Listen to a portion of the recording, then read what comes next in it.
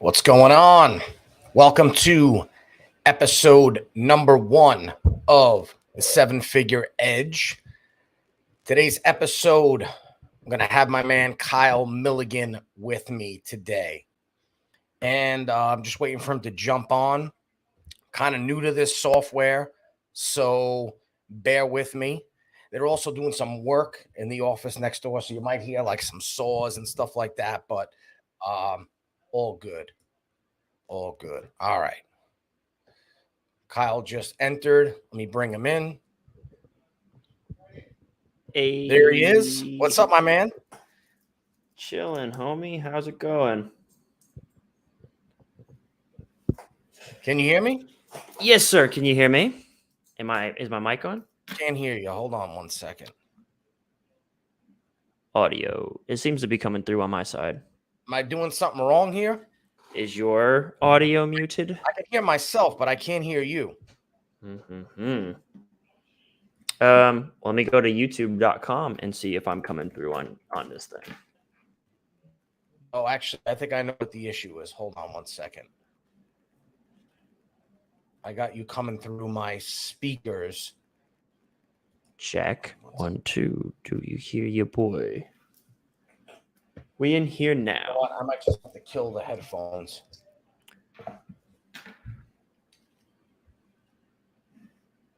You any echo at all for me? No. Sounds good. Nope. You hear me fine? Okay, hold on Yeah. a second. All right. So we'll just have to roll without him. So what's going on, man?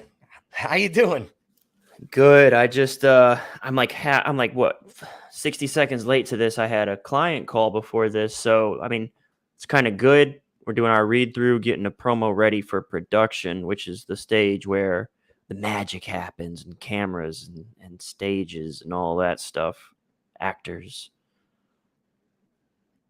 Cool, man. What's that all about? So in general, you know, we do promos, sales letters for financial publishers. So there's a big publisher that goes all out for their production, meaning it's going to look like a big interview, like newscaster setting. We're going to have them film it. And so when you spend that kind of cash on production, you got to get everyone like call sheets and equipment and videographers and all these people don't really understand or recognize how much goes into creating like a VSL promotion like that. So you got to get that stuff nailed down. So that's what we were doing. We were just basically going to dress rehearsal. A lot of this stuff, copy is like writing, but copy, like actually typing words on the page is, I would say, like 25% of the job. There's so much more that goes into being a copywriter than just writing words on a Word doc. Yeah, man. I mean, for sure. Mm-hmm. For sure. In a lot of different circumstances, like sometimes if you're like a freelancer writing emails, maybe it's a little more straightforward. Yeah. Hey, Cody, how are you? So let me do a proper intro here first before we jump in. So first of all, this is actually episode number 1 of the 7-Figure Edge, and I chose Kyle for a couple of reasons. First of all, number 1, I just like talking to Kyle, right? Every time me and Kyle hang out, we vibe. We usually see each other at the Top One Mastermind a couple of times a year. We chill, we bowl together, we crack some jokes, and we talk business. And it's just always an easy, good vibe type of conversation that I have with him. Second of all, Kyle is a beast when it comes to direct response marketing, specifically copywriting. And so I figured, and the third thing is, which is an added benefit, is that Kyle's been podcasting for a long time. So I figured I might as well have a co-pilot in the cockpit with me in case I get jammed up. At least I have somebody with some tech savvy when it comes to podcasting. And so Kyle got his start at Agora Financial in 2017 and quickly became known as the $7.1 million man. In 2019, he transitioned to the position of copy chief at WealthPress, where he and his team skyrocketed a small pub into a $50 million company. And during that time, he took 5 writers to their first $1 million launch and paid out over $1 million in royalties. In 2021, he walked away from his copy chief job to run the Copy Squad agency full time. And now his goal is to train and guide more copywriters to their 6 and 7 figure dreams. I've been on a few different podcasts with Kyle, and he's got a tribe. They always show up. They're always game. They hang on to like everything Kyle says because Kyle puts a ton of value out there. If you haven't checked out his YouTube channel, sometimes I'll just zone out when I'm at home. I watch I watch all YouTube on the TV now, and I'll just kind of geek out and watch Kyle's copywriting videos. He's got dozens of them on there. Welcome to the show, brother. Thanks for having me. I'm glad to be your inaugural, your very first guest to help you on your podcasting journey. Are you excited to be podcasting now? I am, man. The only thing that's freaking me out a little bit is that for some reason, whenever I stream on StreamYard, my video, like when I go back and see it later, because I've done a podcast with you and with my buddy Mike, and on both of them, my video quality didn't look good. It looks good as I'm looking at it now, and I use a really good camera, but so I might switch at some point to OBS, only because when I do stream on OBS, it always comes out clear, but OBS isn't as user-friendly as StreamYard. So we'll see, man. But at the end of the day, it's what we're talking about and the content that we're going to get out there that's, more valuable per se than seeing my face. So, yeah, man, I'm excited. I'm pumped. I've been wanting to do this for a long time. Don't know why I haven't, but ready to go now.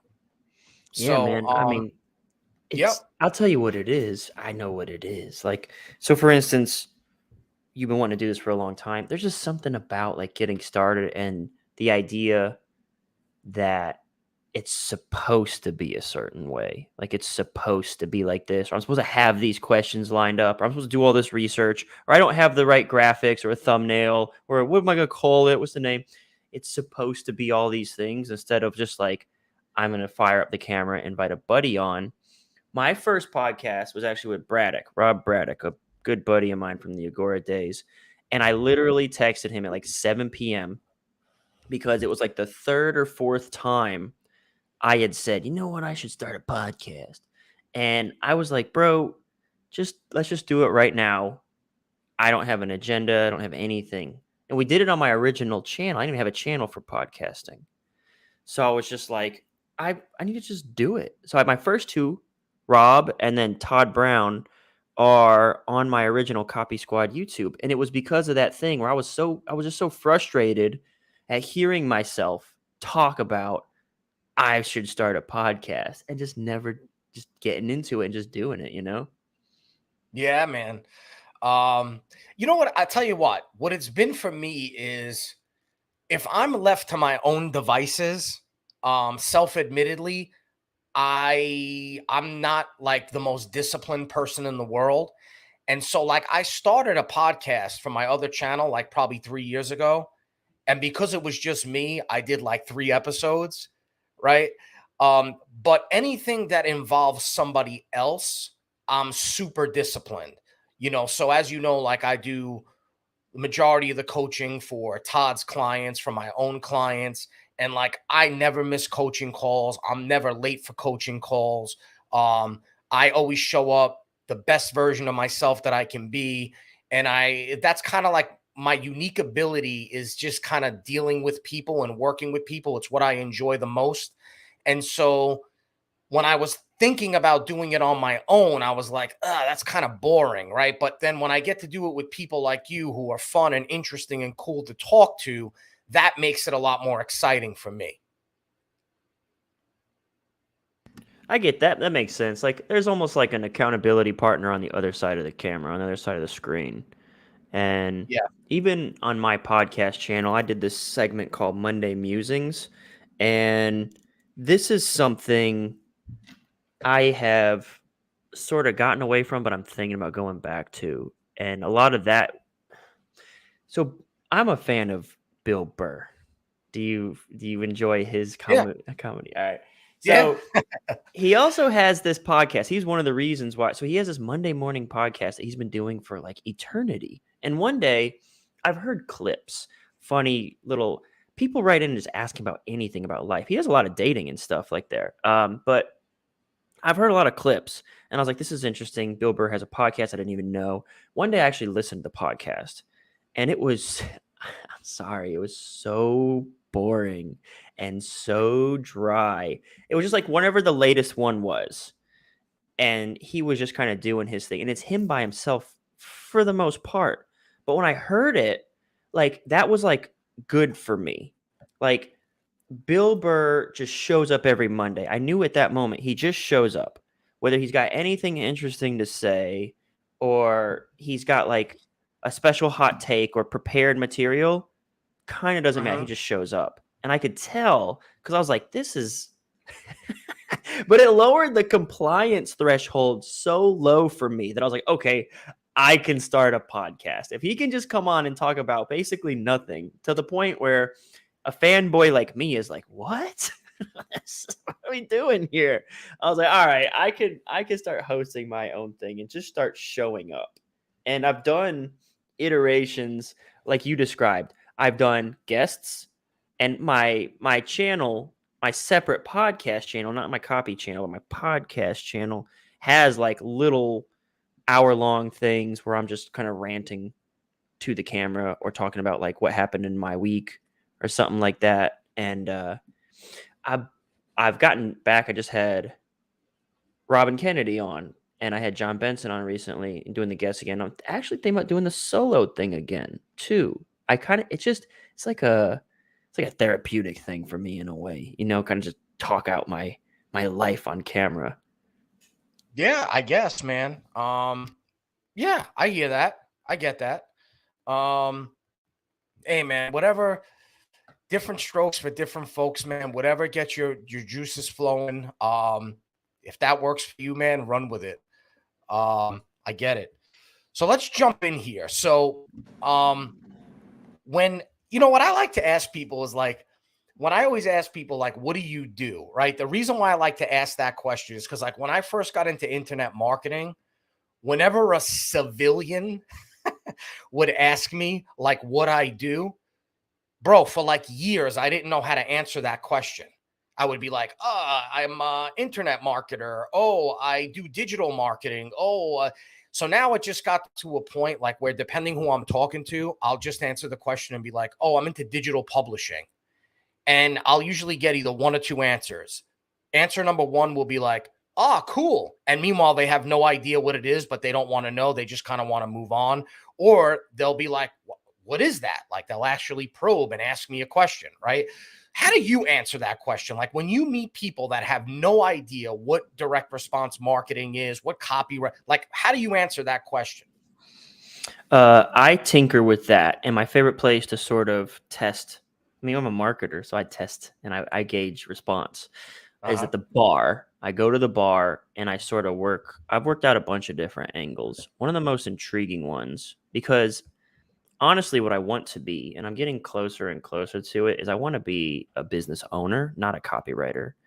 So one of the angles that has been the most intriguing at the bar and funnest to play with is I'm a pimp.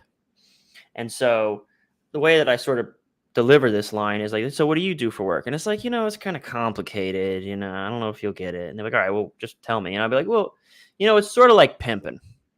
And then they inevitably go, pimping. And it's like, yeah, I have folks who work for me and I pair them up with Johns and they go get the money and they bring it back. And then I can sort of segue. Into like, what they do is they actually go write for clients. And what I actually do is I'm the copy chief. So basically whenever they do projects, so then we could sort of like, that's the problem is when you're writing a sales promotion, for instance, the lead is always, there's a new mega trend coming that's going to change the world, make you rich.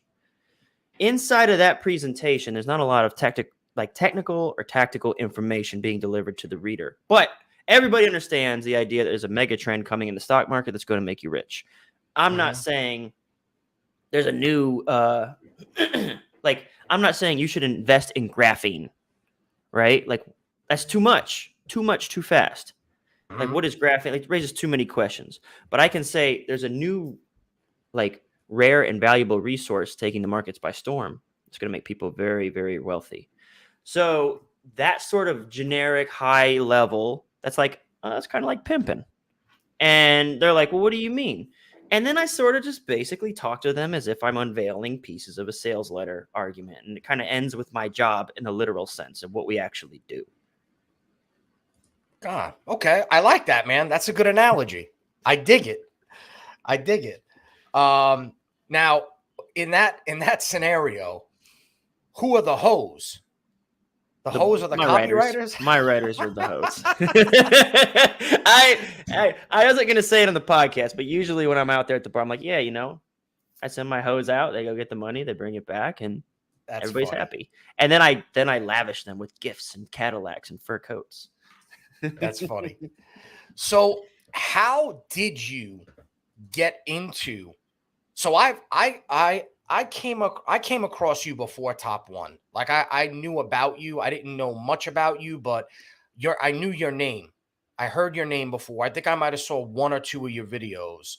And then I think when I saw the Agora Copy School program from Todd, so Todd Brown, for those of you who don't know, is like one of the savviest marketers, one of the savviest direct response marketers in the game, someone that to me is a mentor, a friend, someone that I work with now.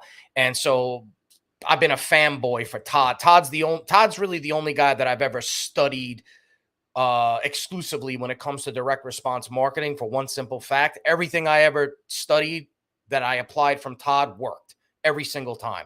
And so when I was going through, Todd had this program called Agora Copy School, where it was almost like a documentary type of product where they allowed cameras into Agora Financial, which is is Agora Financial $1 billion newsletter, or is just Agora altogether $1 billion? Okay, so Agora combined is $1 billion publisher, right? Direct a publisher of information, right? Could I take like a 30-second caveat there to sort of, because people always get twisted up. Okay, yeah. So just for high level folks, for people who are interested in like the financial game or vaguely aware of financial publishing, the Agora companies is several financial publishers. Agora Financial is the only Agora company with the actual word Agora in it. But the other companies like Banyan Hill, Money Map Press, Agora Financial, obviously. So those all make up like the Agora company's ecosystem. And that at one point in time was like $1 billion. I was there for like Agora's best year ever. I think it was the same year I got the gold record. That was like a $300 million year. And that was like the year that was like Money Map and Agora both did about over 300 million. And there was like this vying, like every month there's like this big, financial report, and you can see all the results of all the Agora companies. They all run up to this one big financial report that you could access as an employee. And you could see basically like us vying for number one position.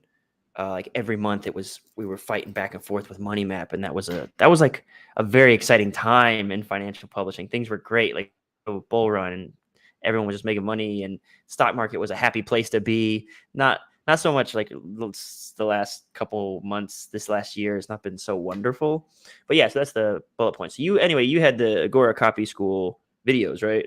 What you're saying? Yeah, where they basically filmed the entire process of how they train their copywriters. And it's like a boot camp, right? It's like there's like all these rules you got to follow. It's super disciplined. Like you have to come up. I remember like one of the things was like, you have to think of an idea every single day and write it down. And if you miss a day, you're out. You're out of the boot camp. Right. And so Kyle was in that, like, because I saw you in some of the recordings. So that's like just a unique experience to have in your life, right? To have went through that. Now, so were you into like marketing before that, or was that like your introduction? Like how did you get into this world? So this is something I actually like. I can make a point that I've been wanting to make recently. Somebody hit me up we have a private community like on our side, and someone hit me up recently in a DM, asked me something about one of my copywriting setbacks, one of my disappointments in my career. And I was thinking about it, and I was like, wait, I don't feel like I have a copywriting disappointment or a setback in the way that he thought that he was having. And I was like, why? And I really thought about it. I was like, because I never actually wanted to be a copywriter. It's never been what I wanted. So like I couldn't have a setback because I didn't really want it, which is like there's this weird sort of paradigm. Mark Manson talks about this a lot. It's like this old philosophy, like the opposite effect or the opposite rule that, the thing you chase runs away from you and the thing that you don't care about or want, you somehow attract. So what happened for me, dude, I'm kind of like a complicated, messed up mental case in some ways. So I was in accounting. I'm going to give you the whole story if you'll allow me to have the man. Listen, this is what we're here for, bro. Yeah. All right, this is cool. We could clip this now. We can just paste this somewhere on the internet. People could quit asking me this question. So here's what happened. I went to school for psychology, and I got a bachelor's of psychology. I didn't get no job in psychology. I actually took like a brain psychology class, like a actual like biopsychology class. Recognized that a lot of issues are actually like a physical impairment that no matter how much counseling or whatever you do, medication, this person is messed up. And for some reason, that made me feel like hopeless in the field. Like I can't counsel people through these problems. It's like a mental brain thing. I've definitely changed my stance on that quite a bit. But anyway, so then I'm like, I don't want to be a therapist. I don't want to be a psychologist or psychiatrist. So I'm like, I'm going to do something a little bit more like normal.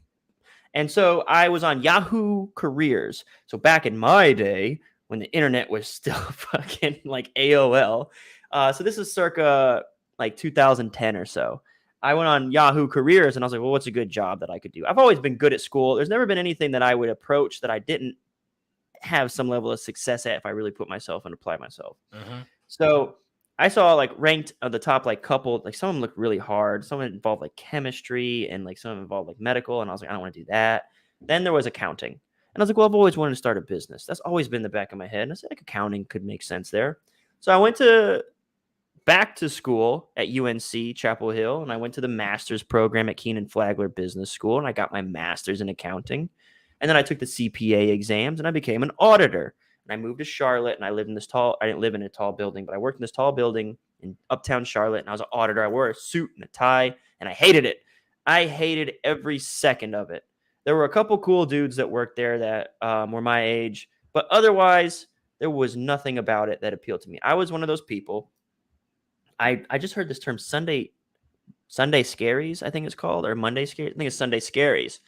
So I was like, hey, I've done that. So Sunday scaries is like you don't want to go to work on Monday. And someone explained it to me. I call that the Sunday night blues. Okay, yeah. Well, I would do my Sunday night blues routine or Sunday scaries ritual was I would buy a bottle of Cabernet Sauvignon. I'd go to the store, I'd pay $9 and get I'd try like a different bottle every Sunday. And I'd sit down. We had a little kitchen table, me and my roommate, and I had this little tablet. The Windows Surface had just come out, and it was a tablet. It wasn't a PC yet.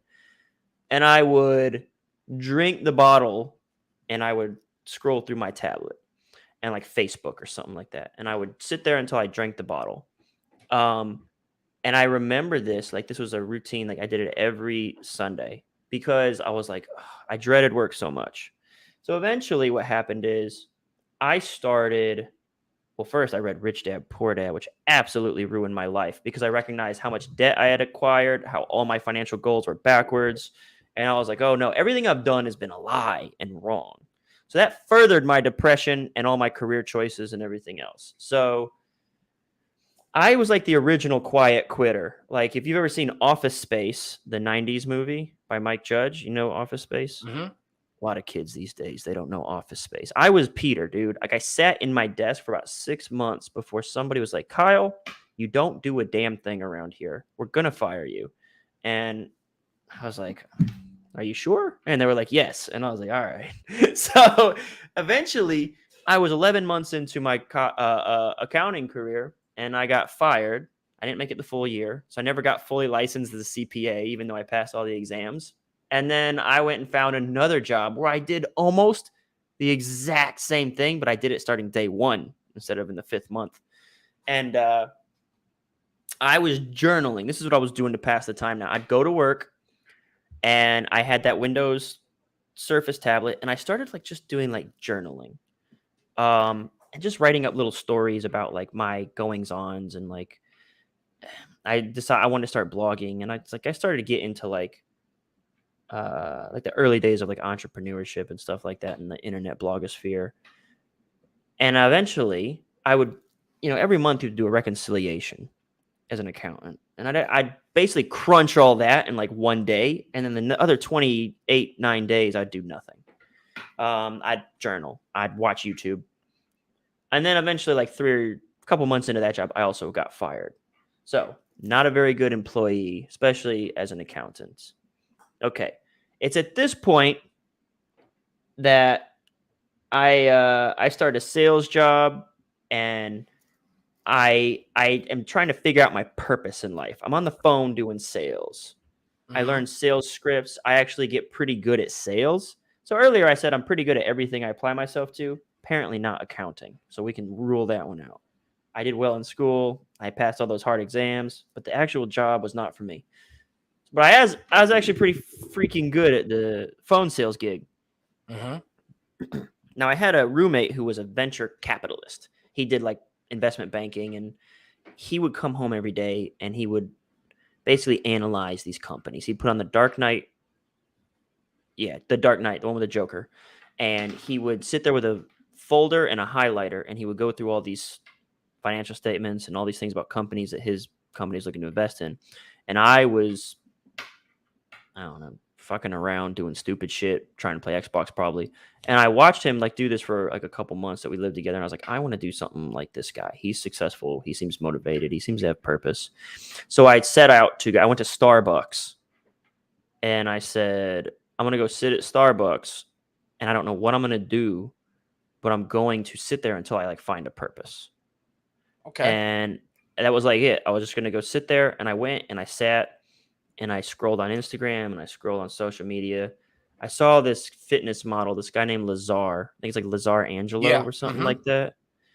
And I said, I want abs. I'm going to try to get abs.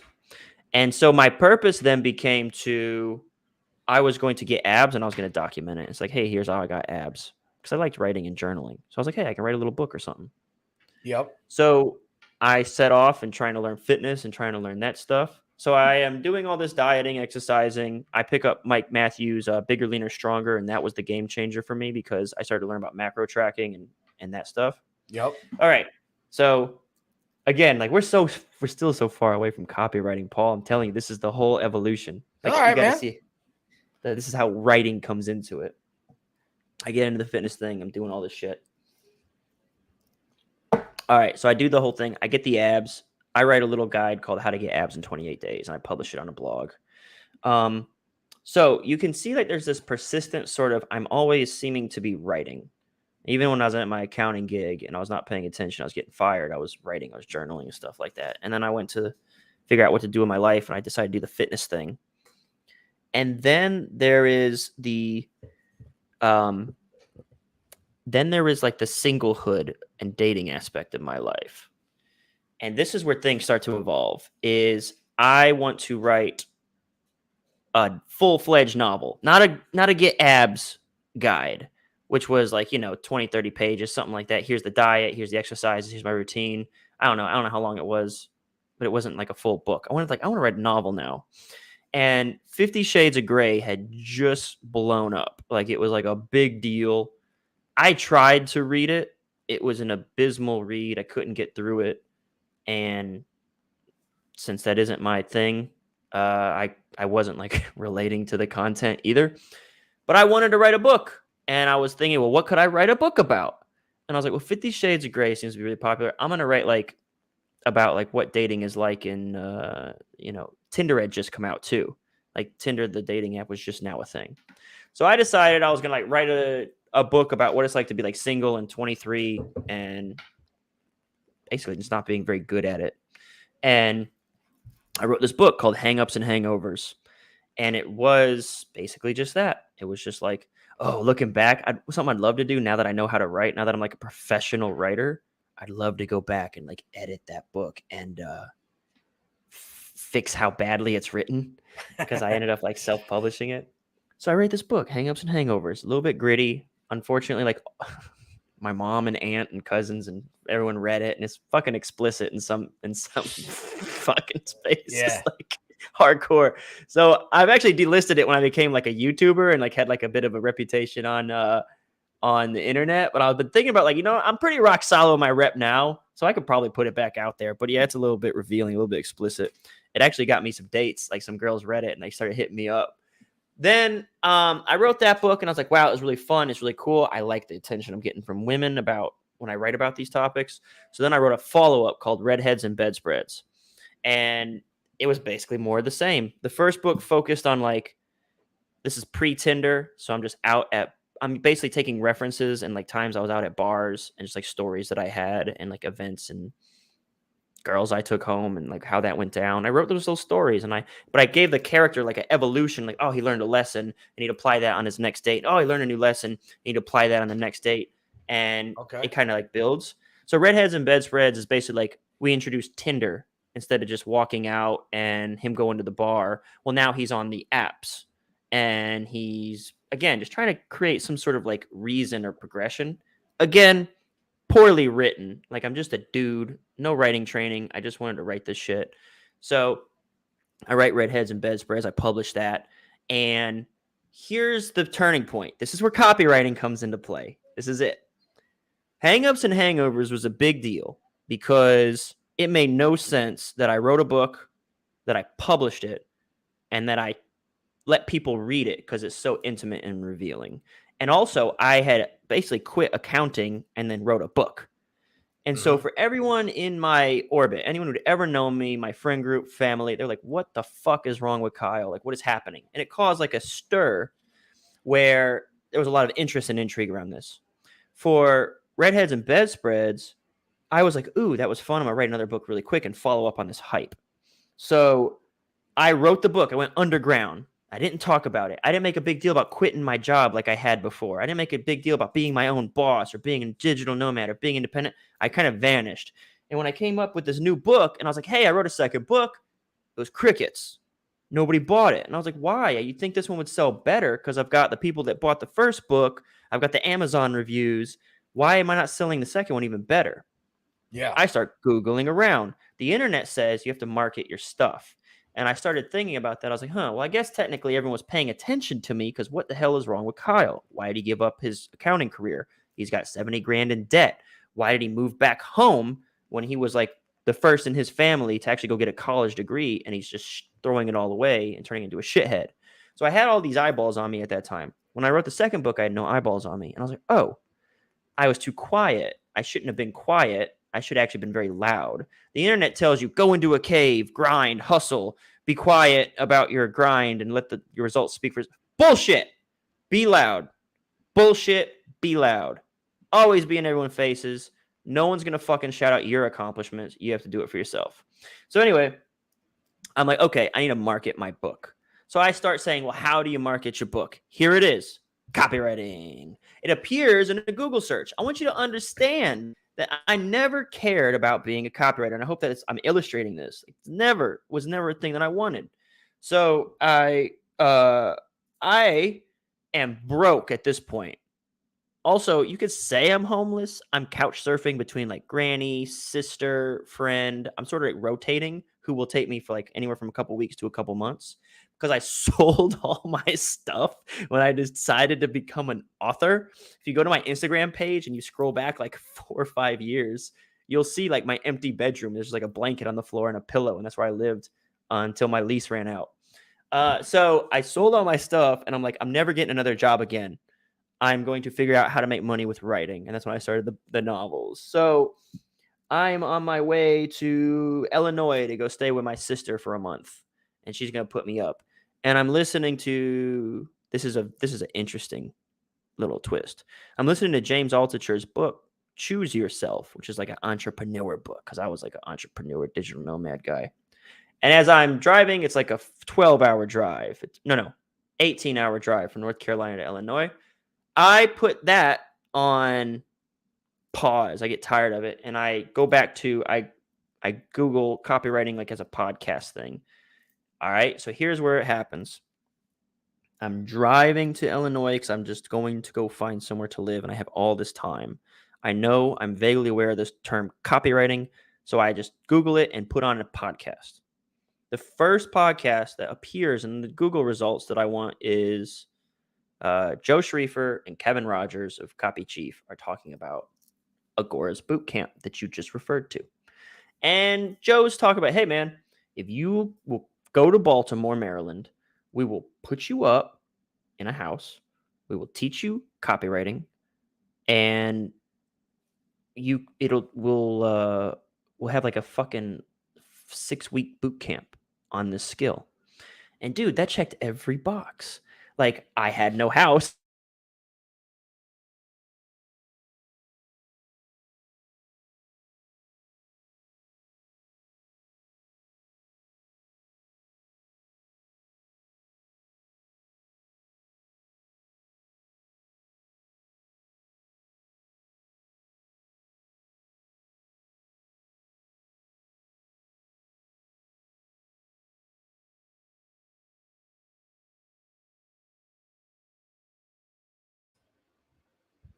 You froze up there for a second, Kyle.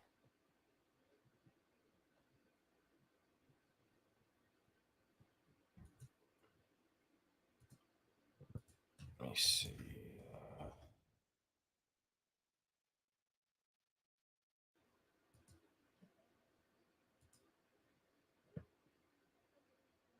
Oh, we lost Kyle. Let's see if he comes back.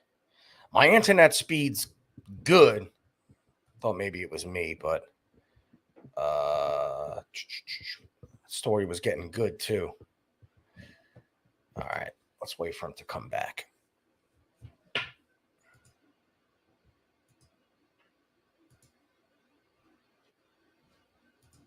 All right, there he is. Okay. Sorry, my computer crashed for some reason, so I just whipped out the other computer. Can you hear me? The story getting good, bro. You were like, this ticks every box. I have no house, and then boom, I lost you. I know, right? I was like right in the middle of actually, these headphones aren't connected to this computer. Give me 1 second. Yep.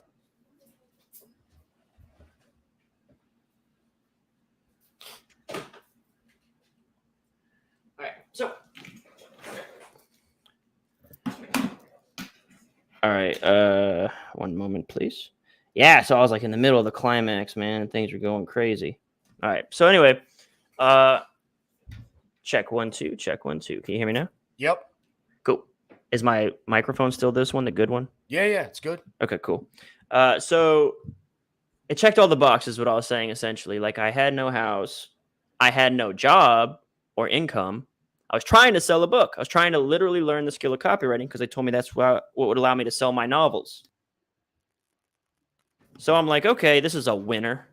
So I'm like, I'm going to take this Joe guy up on his offer, and I'm going to go to Baltimore, and I'm going to learn copy. And so what happened was I did that. I sent Joe a letter, and he told you what he wanted to see in the letter. And I had no copy experience. Here's a pro tip for anybody in the copy game trying to learn this or like trying to. I had no copy experience. What I did instead was I tried to take relatable experience. Like, hey, I've done sales, so I've generated a sale before. I'm pretty good at that. I had whenever I lost the accounting job, I did phone sales for a while. So I was like, hey, I've done that, and I was really good at that. I said, I'm really curious. I bought one of the things that I asked or told him to get the job was like, my girlfriend bought me an SEO book, how to SEO for Christmas. Who else do you know would be excited to get a how to SEO book for Christmas? I'm that guy. So it has nothing to do with copy. My sales gig, I didn't do any copy. I just said I knew how to make sales. And so a lot of people sell themselves short on how to get clients and all that. And it's like, dude, just, you got some sort of experience that you can relate or tie into this. So anyway, Joe ignores, or he doesn't probably ignore it, but he probably just doesn't see it, or I don't know what's going on, but he doesn't answer me. So as soon as I made it to my sister's, I sent the first email. And the next morning I woke up super excited to get this job offer and move to Baltimore and take this training. And he doesn't answer. So the next day or the day after that, I sent a reply, and it just said in all caps, BUMP, the word bump, and then colon parentheses with a smiley face. And like an hour later, he replied, and he said, would you rather live in Delray Beach, Florida, or Baltimore, Maryland? And I was like, I'd rather live in Delray Beach, Florida. So I moved down here and meet Evaldo. I actually have to do a call with Evaldo. And I was like his first full-fledged junior copywriter, as far as I know. And I end up going to Baltimore for our first meeting. And who's there but James Altucher? That's why I brought that up earlier. I was listening to his audiobook when I learned about this boot camp. And I walk in the door and James Altucher is there. I'm like, what the hell is James Altucher doing here? We publish his newsletter. And I was like, I can work with James Altucher? And that was sort of the moment that my brain almost sort of switched from I am going to learn how to write copy from these guys and then leave and sell my novels. At that moment, I was like, wait, if I can hang out with my heroes, which I also ended up writing the front end launch for Robert Kiyosaki, the author of Rich Dad Poor Dad. If I can hang out with some dudes whose books I've read, people that I think that I admire and have had an impact in my life, maybe I'll stick around. And the longer I was around the Agora Financial office, the more I started to see successful people, like people whose names I'd seen on the internet. And I was like, I have no idea what I've gotten into. And so going back to my buddy who hit me up on Discord inside of our Copy Squad community, and asked me about setbacks and copy. And it was like, bro, I didn't even know what I was in for like the first 6 months I was doing the job. Like I was completely unaware that there were millions to be made. I was literally trying. Let me tell you what my end goal was, because you have a concrete objective to achieve. My end goal was I wanted to make $300 passive income a month so that I could support living in Costa Rica in my 20s. That was my goal. If I could do just passive, then I could probably get like a part-time job out there somewhere doing something, and I could live in Costa Rica for like a year. And so that was all I was trying to do with my life. Sell those novels, get $300 a month, live in Costa Rica, not trying to be a millionaire, not trying to get $10,000 a month. There was nothing for me to have a setback. There was no fail. There was nothing I could do besides like, right. Yeah, the bar was already so low. Yes. Like, dude, it was no fail state for my existence then. And that's what I'm saying. Like, dude, like I've accidentally stumbled in like an idiot. I have like a YouTube video called Be Stupid and Arrogant, because I feel like those are the only two attributes that have helped me make it this far. Is I'm just confident enough to be like, I'll do that. Just blindly, like, I'll go do that. I'll go learn copy. And people are like, wait, you think you're gonna learn copy? It's so hard. It's like, I'm gonna go learn it. And then I'm just stupid enough not to know what I'm getting into or how difficult the journey might be. I ignore all that. And I just kind of just dive into it. And but in some ways that's good, because then you're not overanalyzing things and getting stuck in analysis paralysis and not doing anything, right? Yeah, for sure. And then the first newsletter, or the first sales promotion I wrote was a James Altucher front end, and it was successful. And it was like, I was good at it. I enjoyed it. And I was like, I'm sticking around. And I thought I would retire. Like, I loved Agora Financial so much. I thought for sure I was a lifer and I would retire there one day. And that was what I was going to do forever. Interesting. Real quick, let me ask you this. Right. So I kind of like that you say that when you decide you're going to do something, you don't overanalyze it and like let all these voices creep in your brain. Because like the reality is, like, human nature is like, humans don't like change, right? The human brain is, generally speaking, resistant to change, right? We don't like different things. And so it's also very protective over us. And so usually whenever we think about doing something new, our brain tries to talk us out of it because of the fear of the unknown. And I think it's a great quality when somebody like doesn't let that happen to them, right? The problem is, right, you at the same time, you don't want to just decide to do a million things, right? So how do you go to what's the process you go like? Do you go through a period or a phase of thinking about what you're going to do before you go all in on something, or like how does that work? Like, because if you just decide to go all in on everything that pops in your mind, you'll never really be committed to anything. So how do you like what's that look like? That looks like a book called The One Thing by Gary Keller.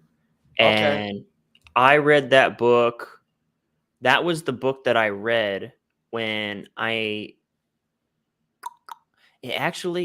knew of that book, and I had such bad shiny object syndrome.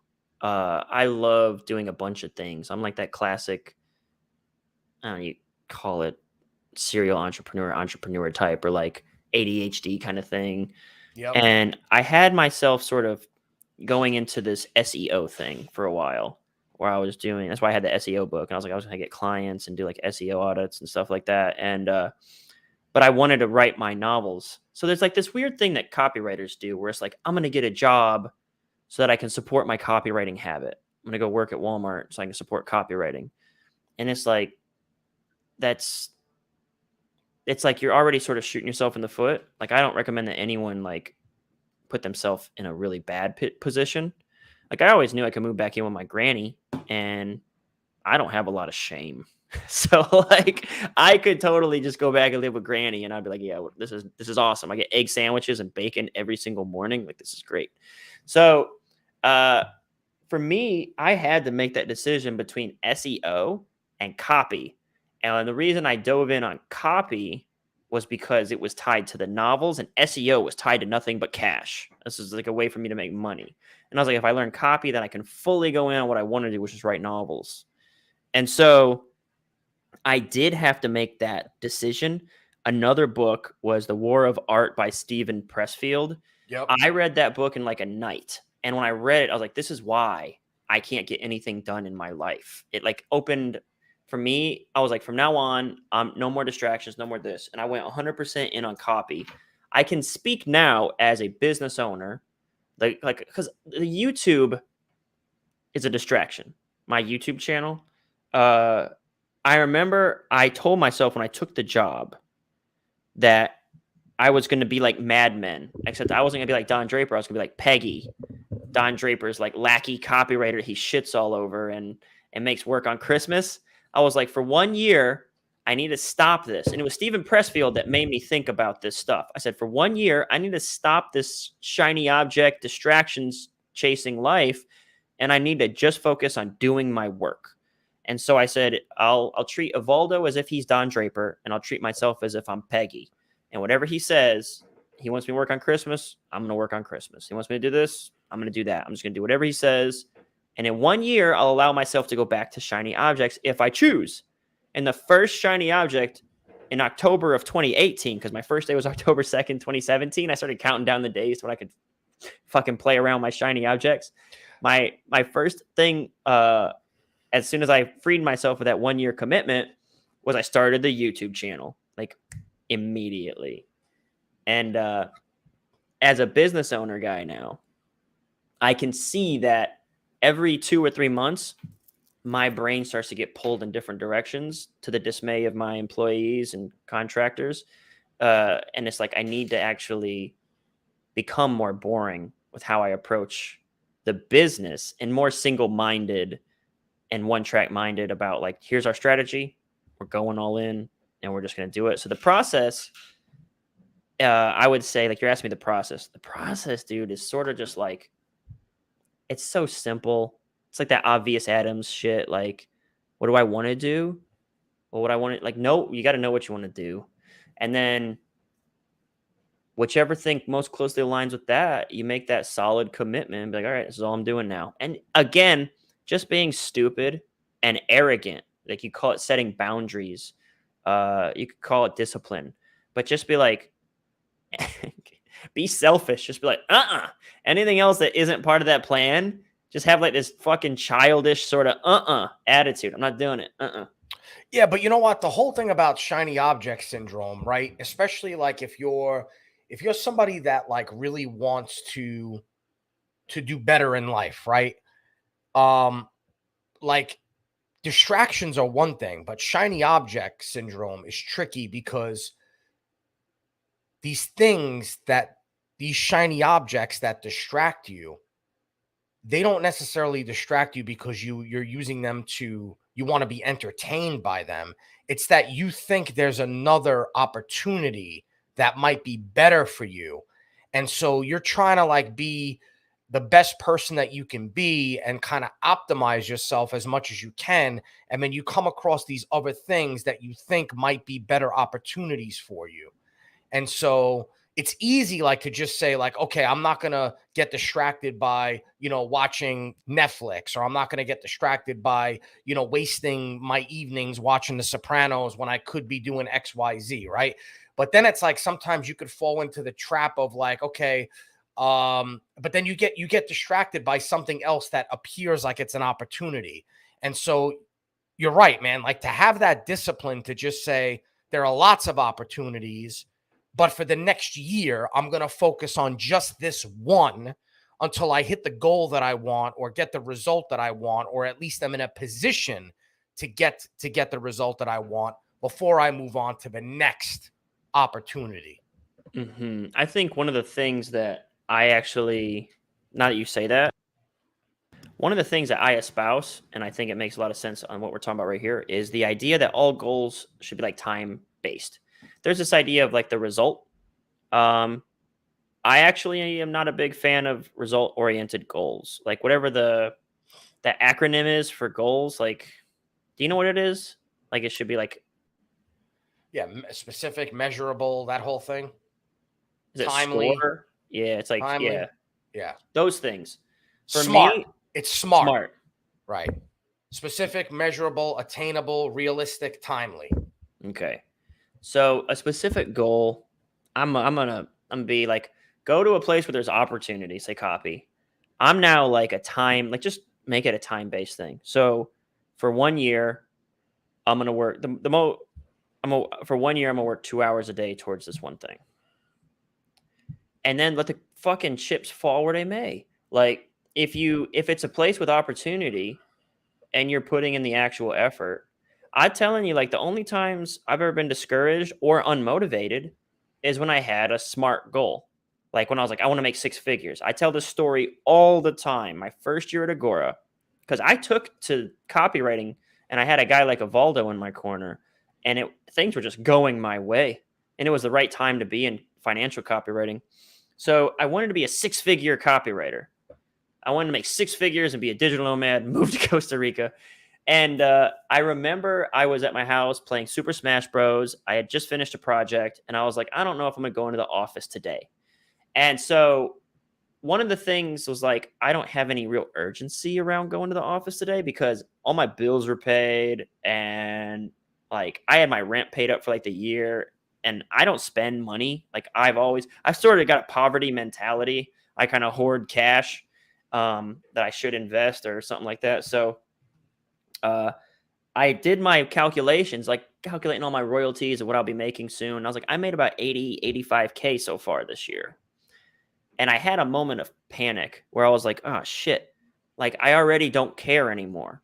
How am I going to be a 6-figure copywriter if at 80 grand, I already don't care? I'm already out of fucking juice. I don't even want to go to work. I'm not this grind hustle dude. Like, and, that was like a panicking moment because I lost like all purpose in my life. And I had like for that like day, I had like a tailspin.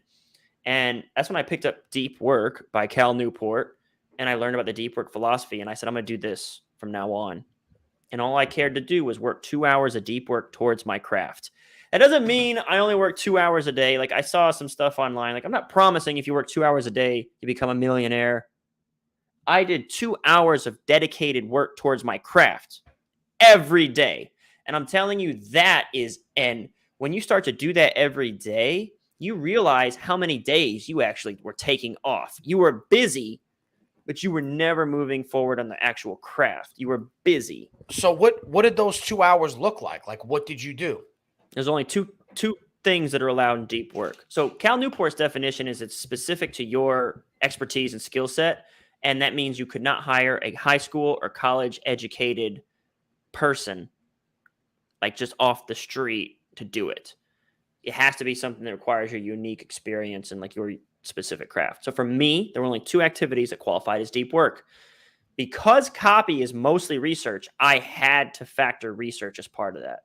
Because research is about 65 to 70% of writing a sales letter. The typing is such a minority of the time you spend. People think, I'll have dudes in my Discord channel or something, the community bring up like, hey, how do I write this blah, blah, blah.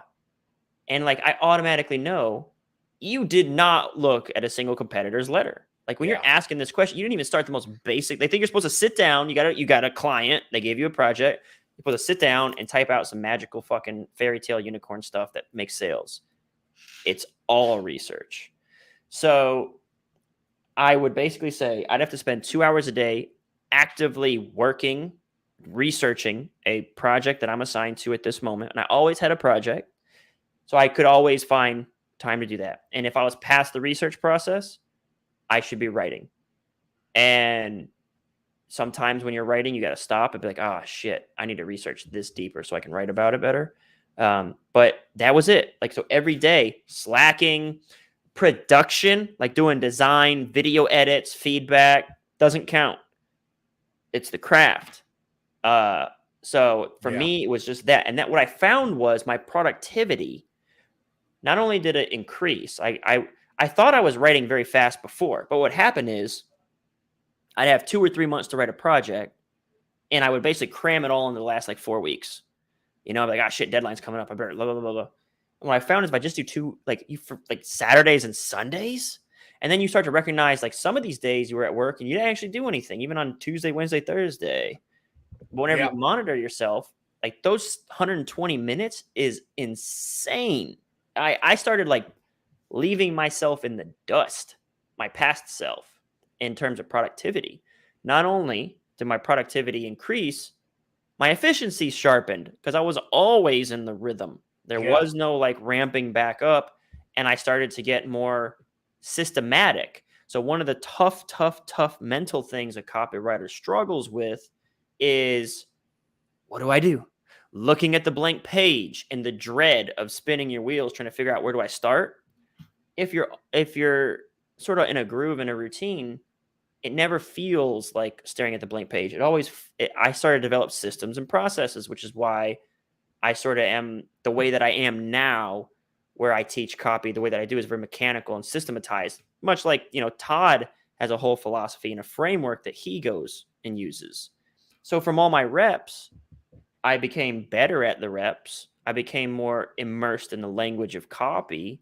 And then I actually sharpened my processes, and that allowed me to be a better copy chief too. Because eventually my deep work would have to shift to where my specific skill set was actually reviewing copy and chiefing juniors. So that did evolve over time. And at one point, when I was really focusing on my YouTube channel, I would spend one of my deep work hours a day coming up with YouTube content, SEO, and keyword research, anything to grow the YouTube channel. So these things have evolved, but if I was just like a freelance copywriter, my life would be so simple. I would just do 2 hours of copywriting work, either research or writing for a client. I'd do that every day, 7 days a week, because you can usually find 2 hours of dead time.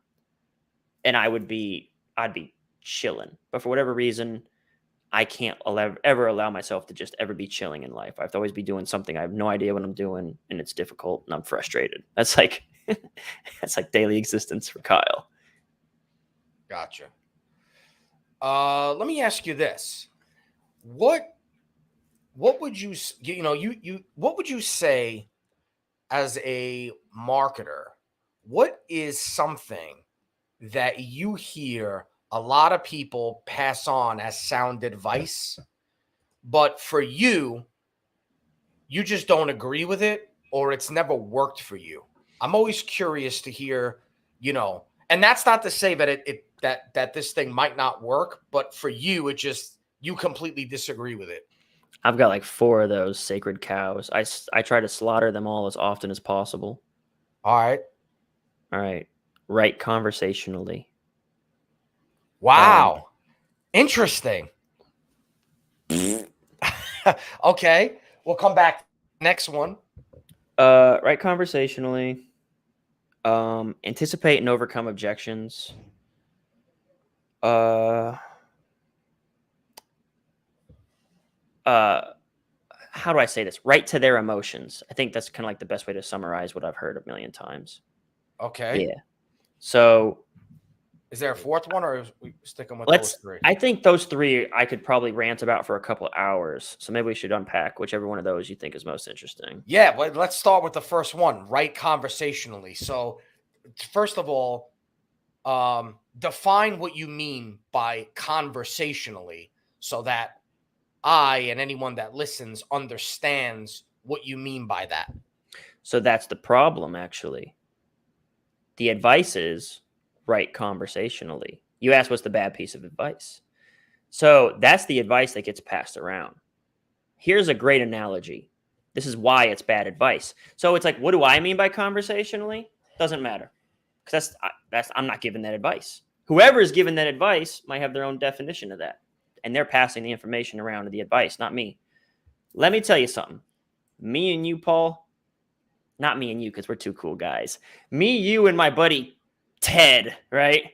Who loves Dungeons and Dragons and plays Pokemon on Friday and Saturday nights with his 2 other nerdy friends. We're all at a bar, me, you, and Ted. And Ted's like, that girl over there is so pretty. I want to go talk to her. The very worst thing you and I could do, Paul, for Ted is say to him, just go talk to her. Just be yourself. Just be yourself. That's what the right conversationally advice does to people. That's why I get this stupid, fluffery, flowery bullshit copy submissions from rookies and amateurs because they're writing conversationally. They're trying to be cute, trying to be quirky, trying to be witty, trying to be funny. They're talking about their life, their stories. Their conversational sucks. That's why that advice is horse shit. Because Ted sucks with girls. So telling Ted to be himself is the worst thing that you could tell Ted to do before going to talk to a girl. If Jeff sucks at sales, has no clue how the sales process goes or how to control a conversation, telling Jeff's stupid ass to write a sales letter conversationally is the worst possible advice you could give to Jeff. He has no clue. He has no foundation. It makes no sense. So without further context, this is some of the worst, most damaging advice, and it causes people to take it at face value. And I will get these obnoxious like pieces of sales copy. Like people are like, give me a job. I wrote a sales letter for myself. And I'm like, this is awful. It hurts me to read this. And I can tell they got that right conversationally advice. And it's so like, so the other day I was having a bagel and I was sipping coffee at my favorite coffee shop. And I'm like, I don't give a fuck. Like, don't, you just wasted 3 lines on that to me. Like, I'm a professional and I'm busy. So it's like, when they're writing conversationally. So anyway, yeah, I get that's that whole thing. So I think that summarizes it. Okay, so I get it. I get what you're saying now. So you said something interesting. You said taken out of context or without context, right? It's the wrong advice to give. And so what I would say is when I think of write conversationally, that to me is, first of all, that comes secondary to the actual message, right? So in my mind, the message first has to be dialed in, through your research, and it has to have all the letter, the campaign, whatever you want to call it, has to have all the correct elements in it first, right? And then writing conversationally to me means like just not using fancy words, not using jargon, not trying to speak too complicated. So the way I look at it is, you said something interesting. You said, if this guy Ted sucks when it comes to talking to girls, I mean, you just tell him to go be himself and speak conversationally, he's going to bomb. Okay. But now I know, but now this is the context that I look at it in. What if he was an expert? So if you are an expert in a certain thing, is it then okay to speak conversationally?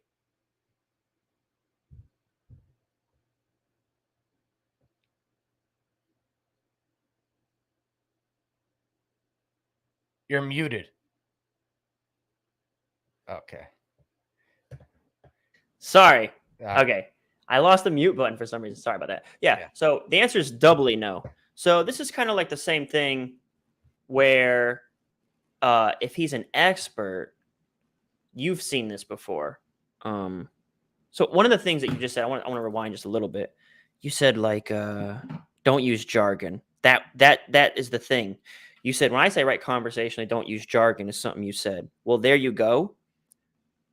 Now that overlaps with the second question. The second question is, well, what if they're an expert? Well, the problem, Paul, if they're an expert, they're going to use goddamn jargon, right? So when they're conversationally talking about pick anything, pick carpentry, right? And they start trying to sell someone on their carpentry course and they're the expert. You've probably seen this a million times, man, when you're trying to help someone unpack their unique mechanism and they say, well, I'm the expert. I'm the unique mechanism. And you go, yes, you're very special. Everyone should buy from you because you said so. So, like, you've seen what people who are experts, their degree of conversation, it expresses all that problem. It is the proof is in the pudding in that. If you've worked with a client who is an expert, you have to, it's like pulling teeth, man. It's like, could you please just say this simply? Quit being like, but if they're at a round table with their buddies, they're all talking in jargon. They're all talking super advanced tactics and stuff that like even you trying to write the sales page, you're like, what the hell is happening? Yeah. So one thing that I will always keep in mind, and I will say this to clients when I'm working with them, is like there are certain terms that are specific to their market that their ideal prospects would understand that I wouldn't, because I'm not their ideal prospect. So they might be showing me, a campaign that helps like SaaS developers like hit their all right. So they help SaaS the developers get their MRR to a certain level every month. So MRR is just a technical term for monthly recurring revenue, right? But most SaaS developers know that term, right? Or like if you're talking to like a copywriter and you're using like the term conversion rate, like they're going to understand that term. I guess what I mean by not using jargon is like when you try to explain a concept to them and you overcomplicate the concept by trying to use technical terms instead of just like using an analogy or a metaphor, right? That's what I mean. See, but then again, maybe I lean toward the conversational thing because I try to use metaphor, stories, and analogies when I speak to people. And so that's what I'm always kind of looking for when I see people try to communicate something that might be difficult or hard to understand. It's like, how could you just package that into an analogy? How can you put it into an analogy and and explain it in a way that's simple to understand? Do you know what I mean? I 100% know what you mean. So, I mean, I would even say that somewhat dangerous advice that goes in the same, like hand in hand, is sell with stories. So again, like I rarely comment in like Facebook groups, but there was one that was so atrocious I had to, where this dude literally opened up about some Roman philosopher that he read about. And like, I was like, I had no idea what the hell you were talking about for like the first 17 lines. Like, I'm angry waiting for you to tell me what the point is. And it's because this feller had the advice, well, I need to sell with a story. So I had to tell this whole story about some Socrates bullshit before I got to the point where like, and today I want to sell you an electric heating blanket. And it's like, because what I think what it is it's a top-down approach as opposed to a bottom-up. Bottom-up would be like new, easy, safe, and big. Does the story is a vehicle to deliver new, easy, safe, and big. I was on that call. So I was like 2 minutes late to this call. And I was on a call with a client. We were doing our read through, preparing for the shooting and the video shooting. And they stopped a couple times and he was like, hey, we should say, you know, this system worked very well in 2022 and tell them all the examples. And I was like, I had to basically explain to him why we cannot do that. And I was like, why would we do that? And he says, well, because 2022 was a down market and we want to show that we actually made money in the down market. And I was like, okay, the thing is, we can never, ever tell the audience information in the way that, like, we cannot ever just give them this information. Everything has to be packaged in like a case study, some sort of delivery vehicle where the information is a byproduct of the experience that they're already in. So this guy, to him, the expert, well, let's just tell him this is the data. The market was down 20%. We were up 30%. And that is like a blah, blah, blah, blah, blah. And I'm like, dude, we cannot do that here. I said, I can do a better job. I said, what's really funny is that you say that, but the funny thing is, if you look at all the examples that we have shared, they all were from 2022. And we used them because the market was down in every one of those examples. We said we made money when everyone else lost money. I said, what I could do for you here is I could have an epiphany where the interviewer says, you know what, that was in 2022. And the guru says, hey, you probably didn't even notice, but all of our examples have been in 2022. And then there's like this sort of aha, like an experience, as opposed to the direct presentation of information. So whenever people say like sell with stories, this it's not, you can't just directly present information and you can't just tell an arbitrary story. We have to work from the bottom up of what is the argument that we're making. So for instance, when he said we need to tell them that we made money in 2022, and I said, that sounds good. I understand what you're saying, but I can't tell them information. Everything I say has to be a comparison that like furthers an actual argument. What argument are you making? And the argument that he said he was making is like, well, everyone else lost money, but we made money. And I said, that's a good argument. We've been making that argument this entire time. So what we could do is we could break the fourth wall and bring that to the reader's attention. But we can never, ever, ever, ever, ever, ever just present information. That's the difference between showing and telling, which is a really good piece of advice that most folks have a lot of difficulty unpacking and putting into practice, showing versus telling. Got it. Okay. Let's jump to the next one. You said anticipate and overcome objections. Mm-hmm. Okay. Like so first, explain to me what you mean by that. Because I think I know what you mean. It's pretty self-explanatory, but you never know. You might have a different take or perspective on what that means. So I'll ask you first, what do you mean by that? Why is it bad? And what should you do instead? Okay. Anticipate and overcome objections, which is, it's incomplete advice. And okay, at best, it's incomplete. At worst, it's absolutely damaging. So one of the earliest philosophies that we learned at Agora was Joe's copyboarding method. And so Joe Schrafer was the publisher, and his copyboarding method was like present your idea and then essentially anticipate and overcome objections. He's like, write down every objection that someone could have to this idea and then basically start to order them in a specific order. I forget what the order was, like importance or most in your face, something like that. And that becomes like basically the structure of your sales letter. If you remember from the Agora school, that's how we kind of learned how to do it. But the problem with that is prioritization, salience, relevance. they do not come into factor. Not all objections are created equal. Some don't even need to be addressed. Some, like, what this would result in is we would do this. We would do these sessions, and I was sitting there as we would do it, and I'd be like, this sales letter is going to be a mess. There's no organization or flow to this whatsoever. It's just like, hey, you might think this, but that. And then you might be thinking this, but that. And then you might be thinking this, but that. Something they taught me on phone sales is it's only a big deal if you make it a big deal. And something else they taught me was basically in that same line of thinking, don't bring up objections. Handle their objections. Don't bring up objections. Something else I recognize when we were doing these sessions, we'd have like 3 of us in a room and then the writer. So it'd be 4 in total. And I'd be like, I never even had that objection, but now I do. Like, I was like, I never even thought of that shit. But that seems like a really big problem.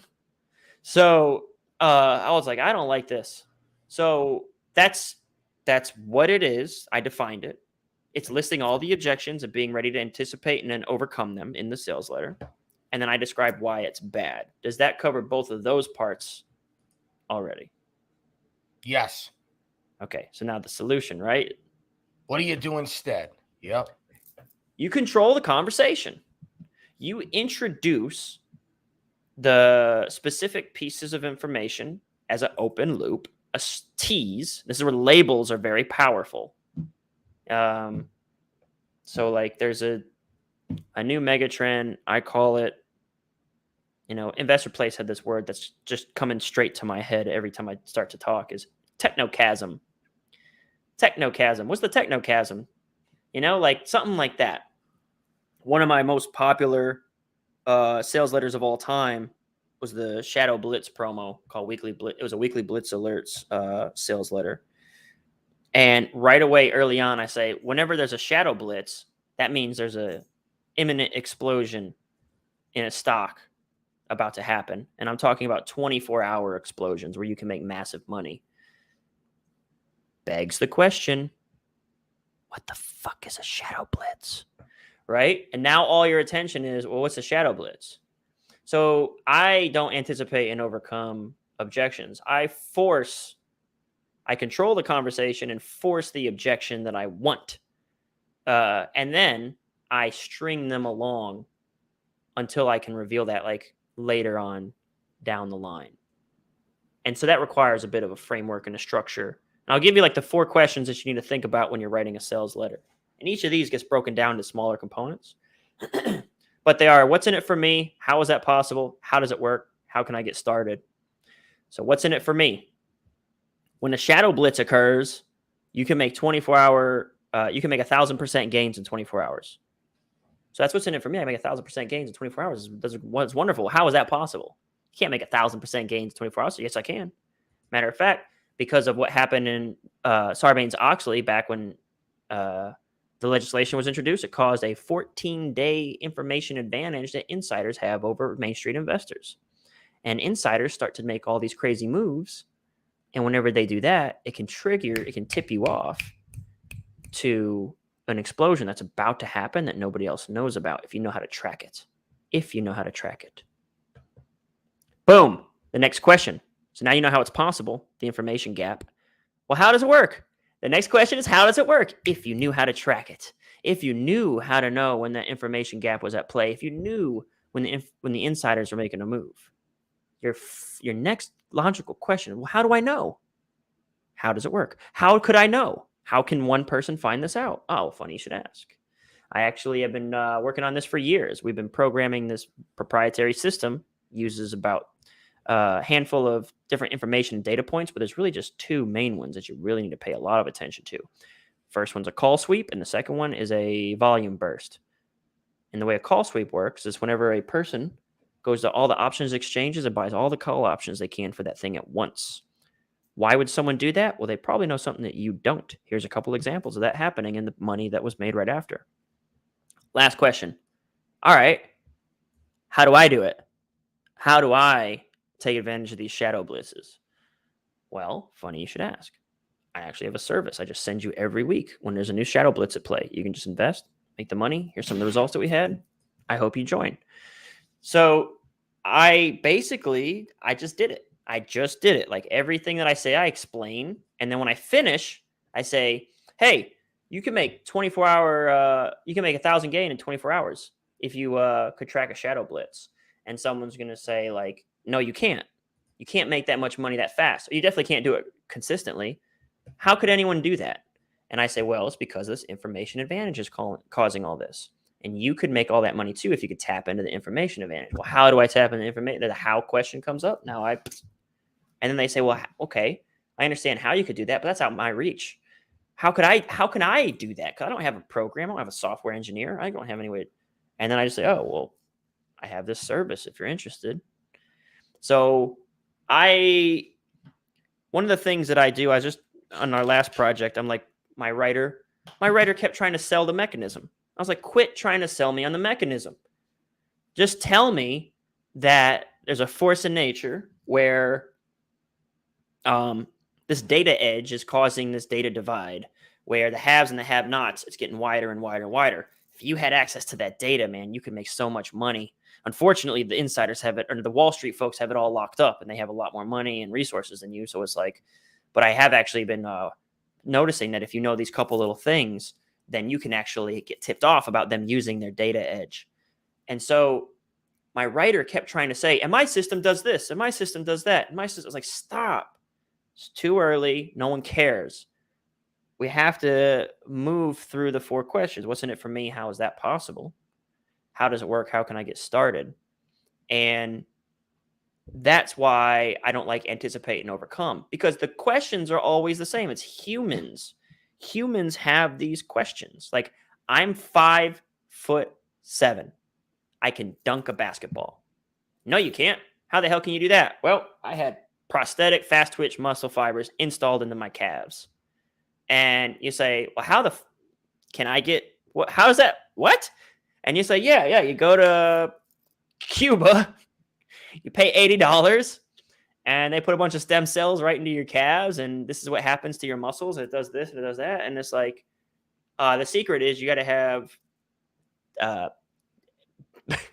BCG stem cells. All right, and it's like, okay, how do I get BCG stem cells? Oh, I got in a pill. You just take this little pill. All your muscles be so much stronger, and you can jump and dunk a basketball or something like that. Okay. So I get that. So basically, and you talk about this all the time, how there are these different approaches in copy, and there's different elements in campaigns that all of us kind of use. You always say this, you're like, it's a lot of it's the same, but we name it differently, or we have like a different term for it, right? So like everything that you just described to me is like big ideas, right? Like the idea that you could put this thing in your calf that makes you jump higher, that's a big idea. The idea that there's this force of nature that's going to come and make a bigger split, like these are all big ideas, right? And I get that, right? I'm a big proponent of big ideas, because one of the things that I like about big ideas, aside from the fact that they're good at getting attention, is that they enable you to create a campaign that's built on something completely different than what everyone else is talking about. So like when people say to me like, oh, how do I compete with somebody that's making outlandish claims or outrageous claims, or like, how do I compete with somebody that's like outright lying? Like they're saying that their thing is going to do this, this, and this. And I know it's not true, but the prospect doesn't know that it's not true. How do I compete with that? And my answer to them is that you compete with them on a completely different idea. So like, for example, like my blood pressure supplement, the idea is built on this idea of the fatal 8, right? These fatal 8 factors that launch an attack on your cardiovascular system and make your blood pressure go up without you realizing it. And so the whole campaign is built on how do you combat the fatal 8? Whereas everybody else is talking about how do you make your blood thinner? How do you make your arteries wider? How do you do that? Like they're all talking about different stuff than what I'm talking about, right? So mine is completely built on a different idea, and just a different theme, right, so to speak. But my question is, okay, but then what about like objections, or I don't know if objections is the right word, but maybe a question that the person might have, like, okay, so for instance, like that idea that you told me about the calf thing, Like, what about if one of their questions, which could possibly be an objection, right? It's not an objection, meaning They're like not it would, really saying no. They're looking for more right. information. Right. Like, is that safe? Like, is it going to mess up my friggin' are there any side effects to it? Are there any potential downfalls? Do you cover that in those 4 big questions that you answer? Good question. So I want to also back up a little bit because now that you mention it, I'm actually not a proponent of big ideas. And I want to Damn, touch bro, on that. you went to friggin' Agora and came back and were like, I hate everything those fucking guys teach. So the reason I wrote Take Their Money, I mean, like, you're not totally far off, is the reason I wrote Take Their Money and the reason I have all the systems that I have is because sitting down at the blank page was so frustrating and so like, dude, the stress, like it gave me anxiety. And I was like, I hate this. And the reason I don't like the term big idea is because it's another one of those where it's like, what is that? Yeah. Writers come to me like, absolutely, like, how do I know I have a big, like, stop thinking in terms of big ideas. All right. So there's something I want to say, like this idea of forces of nature. I like to think in terms of forces of nature. And this is funny because when you ask the question, how do I compete with someone who's saying this or lying about that? My answer is force of nature. You say idea, but I say force of nature. And I feel like force of nature gives someone more guidance. And here's what I mean by that.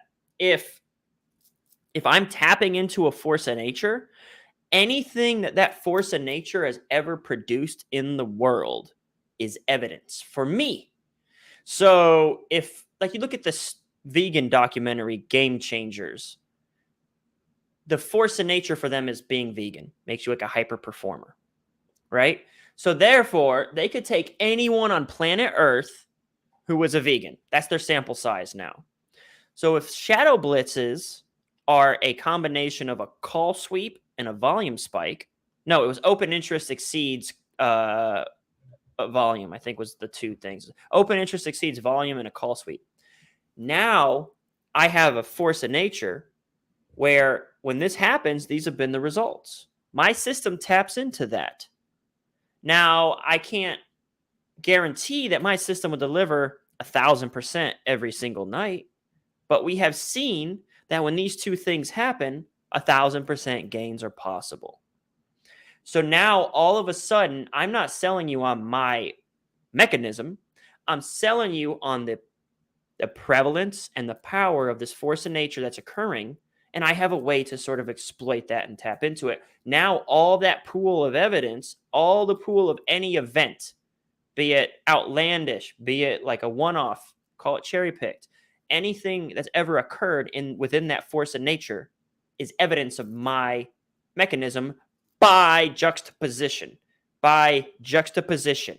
I simply said when there's a call sweep and open interest exceeds volume or whatever, this is what 4 stocks did. They all went up 11,000% overnight. That's a fact. That's a real thing that happened. Well, guess what my system does? It looks for those exact circumstances every day. If those circumstances repeat, we will enter the trade. I never had to promise that you would make any money. I simply stated when these 2 things occurred, here's some of the results that we have witnessed in the past. This happened, this happened, this happened. That's the selling you the force of nature. I'm just selling you on these circumstances, these criteria. Okay. And so that's why I say the big idea versus force of nature.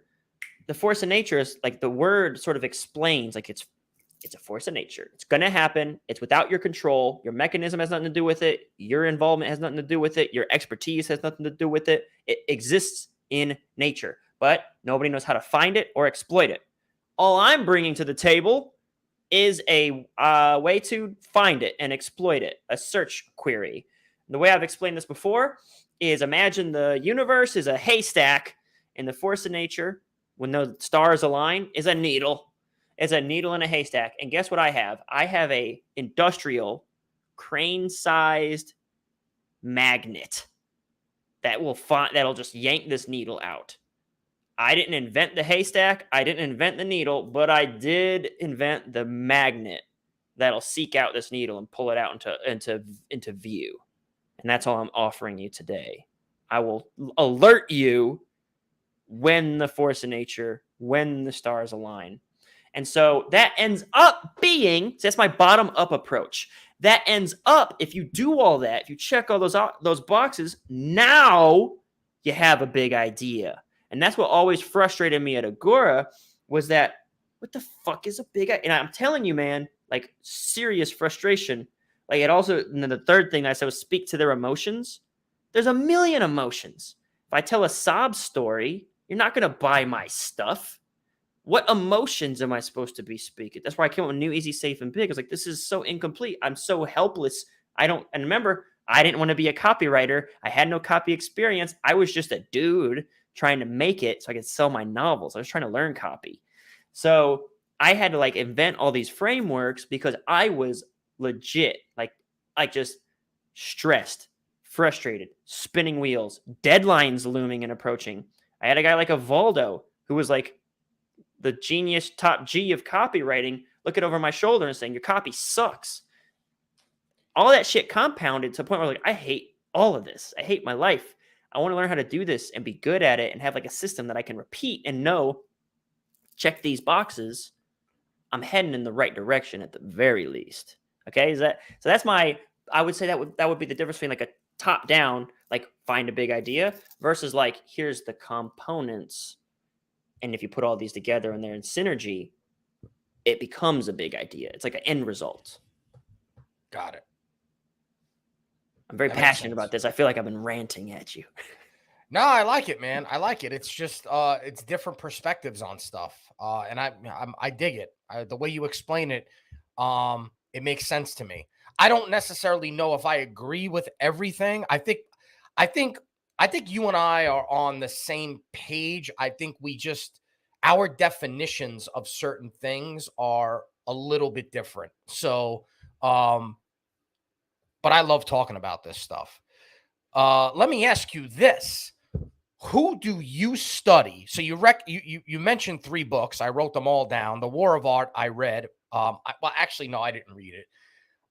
I got up to like the part where he's like, every page he's talking about a new different thing that robs your attention, I guess.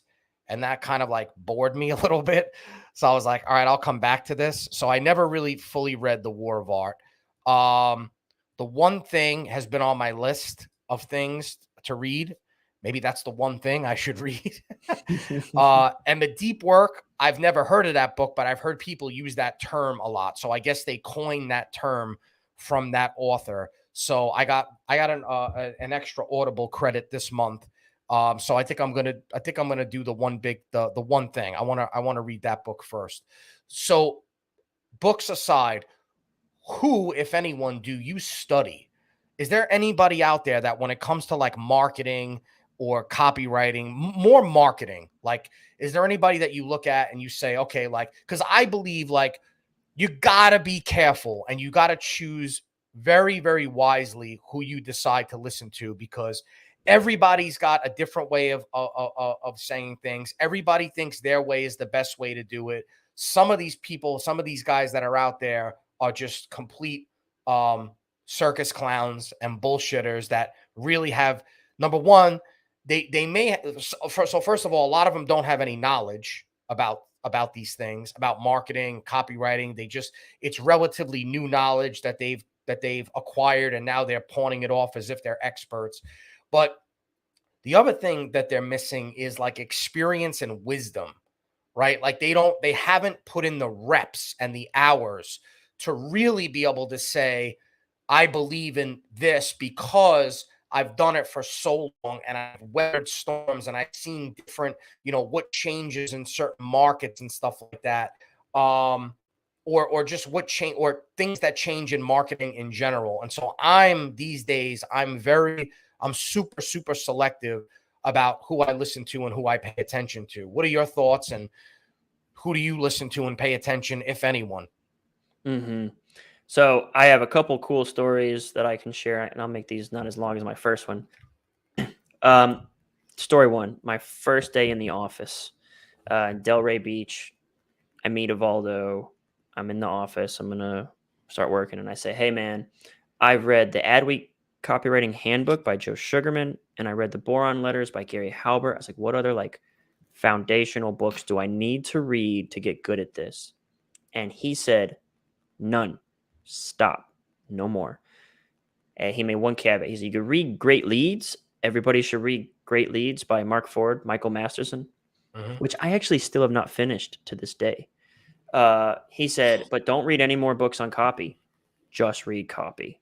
So there is the foundation. Like when he said that, it was like the first piece of advice I got in the game. And it was from my chief. And I got it on the first day. So like I never established bad habits. Like it's immediately what I started doing right away. And so what I would do when I moved to Florida, like remember how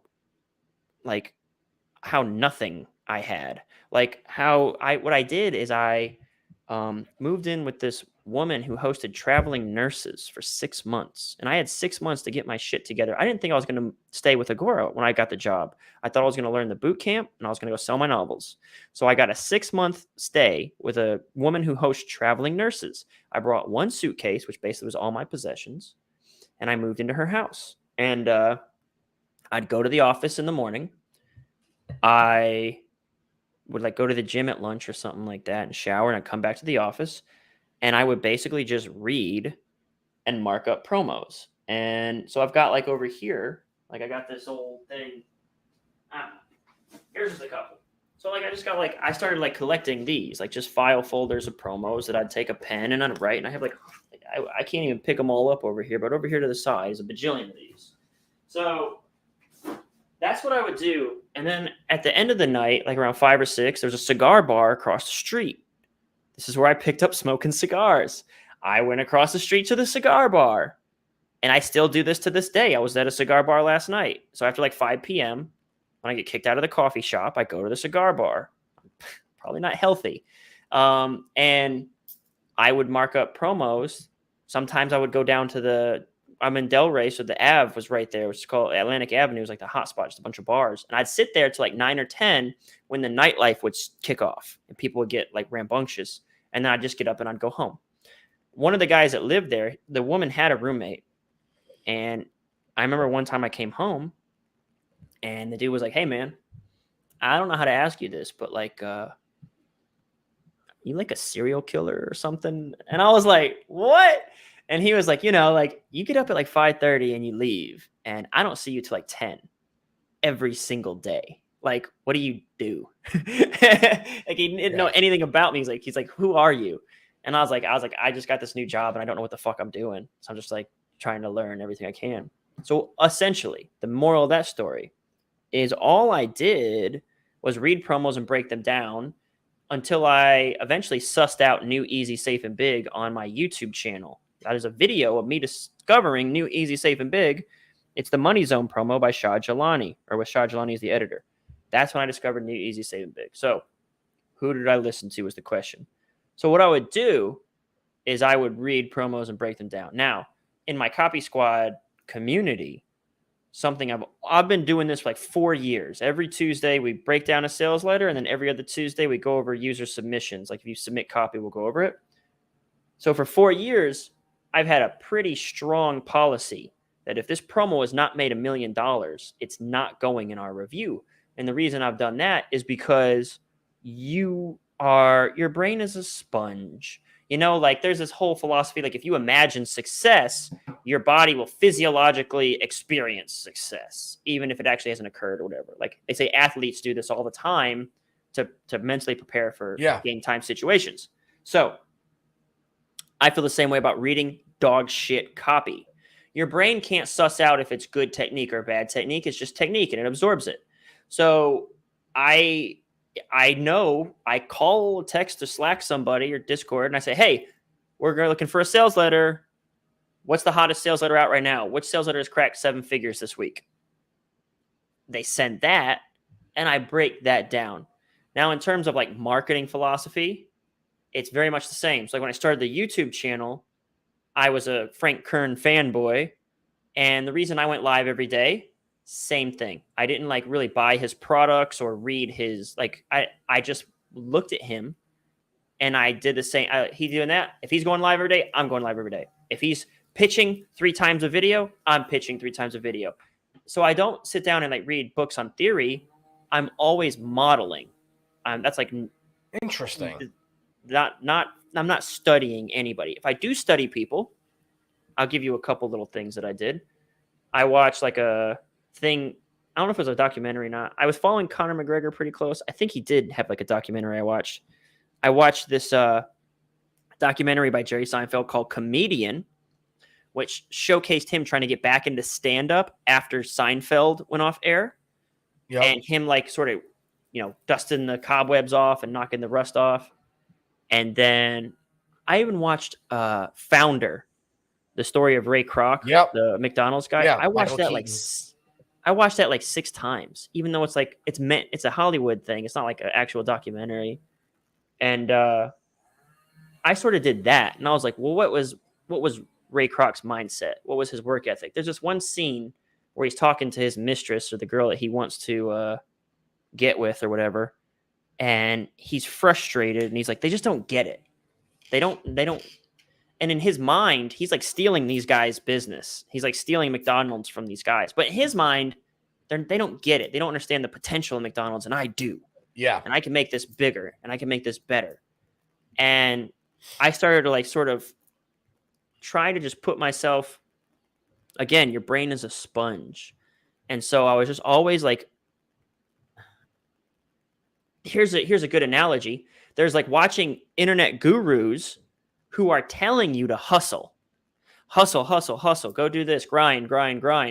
Or you could watch Conor McGregor go train on a Saturday and Sunday morning, right? Like I always preferred to go to the source. I could read a copywriting book, or I could read really great copy. I could listen to some online guru tell me to hustle, or I could watch a documentary or an absolute master of a craft execute their craft. And so I always went to like source material when it came to this stuff, when it comes like who I listen to. I don't really do the courses and stuff like that. Interesting. Very interesting. Okay, last question. If you suddenly lost everything and had to start all over again, what would you do? Well, my answer is so basic. So, you know what? It's a great answer because everybody can execute on this.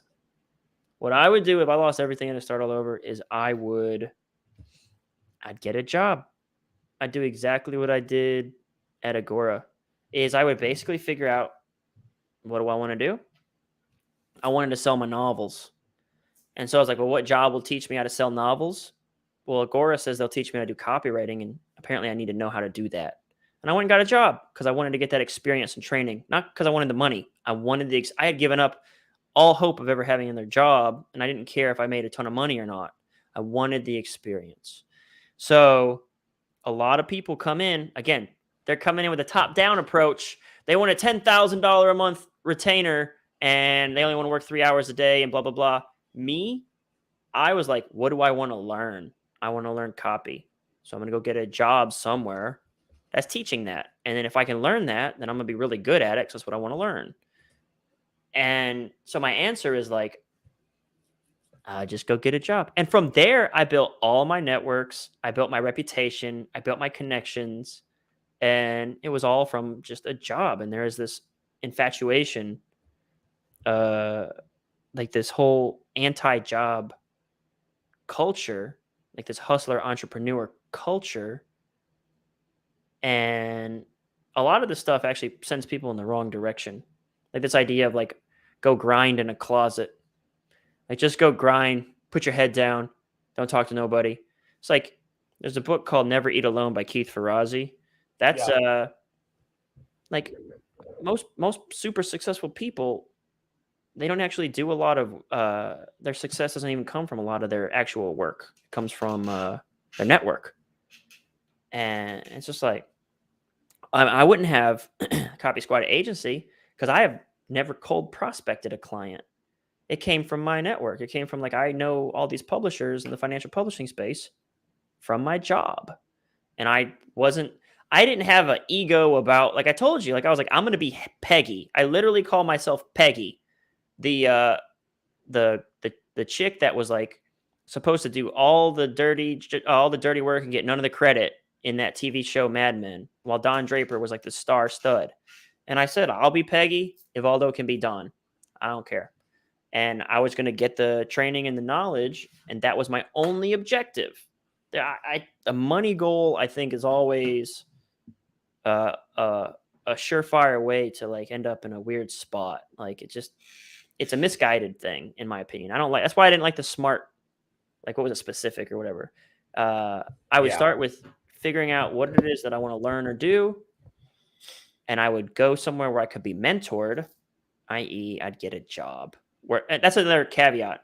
I wouldn't just get a random job, but get a job working with someone who's really good at that specific craft. Like that's immensely, like you did that. You work with Todd now, right? Like that's what I would do.